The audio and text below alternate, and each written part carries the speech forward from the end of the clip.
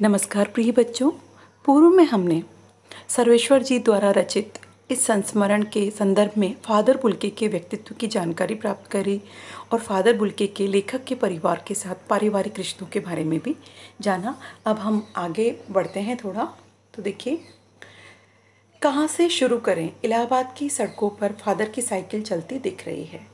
लेखक father Bulcke से जुड़ी हुई यादें हैं, उनको याद कर रहे हैं। तो उनको एक एक करके वो यादें उनके स्मृति पटल पर अवतरित हो रही हैं। वह हमारे पास आकर रुकती है, मुस्कुराते हुए उतरते हैं। देखिए देखिए, मैंने उसे पढ़ लिया और मैं कहना चाहता हूँ। उनको क्रोध में कभी देखा नहीं, आवेश में देखा और ममता तथा प्यार में लबालब छलकता महसूस किया।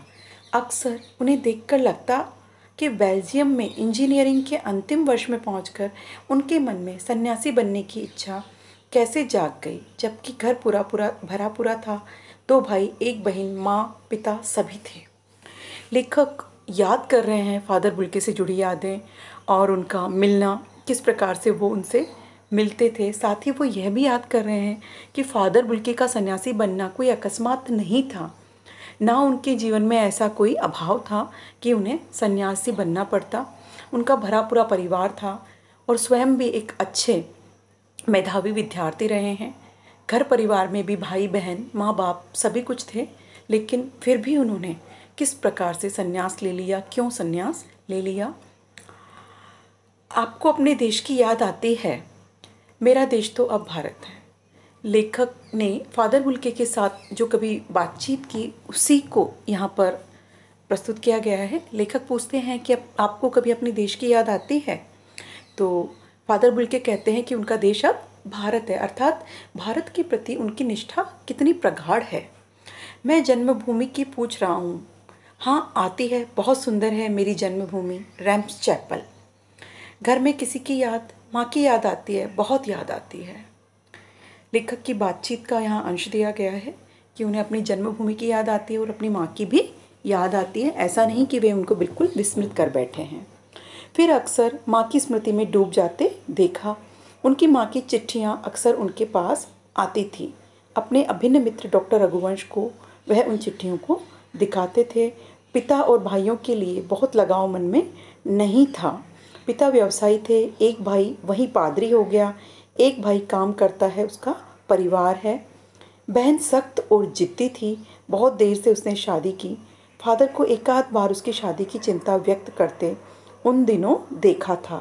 भारत में बस जाने के बाद 2 या 3 बार अपने परिवार से मिलने भारत से बेल्जियम गए थे। लेखक ने फादर बुल्के के परिवार की संक्षिप्त जानकारी यहाँ प्रस्तुत की है और साथ ये भी बताया है कि ऐसा नहीं कि वो बेल्जियम को बिल्कुल भूल गए थे। वो बेल्जियम जो है 2-3 बार गए थे, लेकिन भारत को ही अपनी कर्मभूमि मानते थे, भारत को ही अपना देश बताते थे।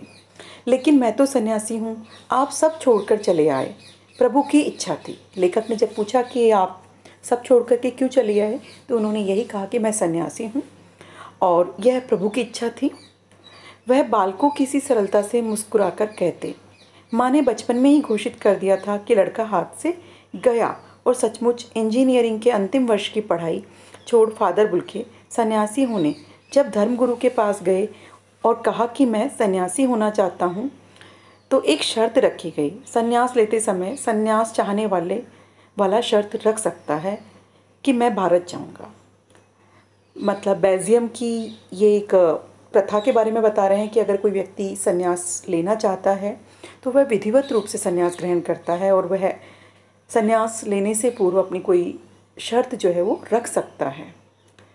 लेकिन यहाँ पर फादर बुल्के ने सन्यास के दौरान, सन्यास लेने के अंतराल में उन्होंने जो शर्त रखी वो यह थी कि वह सन्यास लेकर के भारत जाना चाहते हैं। भारत जाने की बात क्यों उठी, लेखक ये जानना चाह रहे हैं।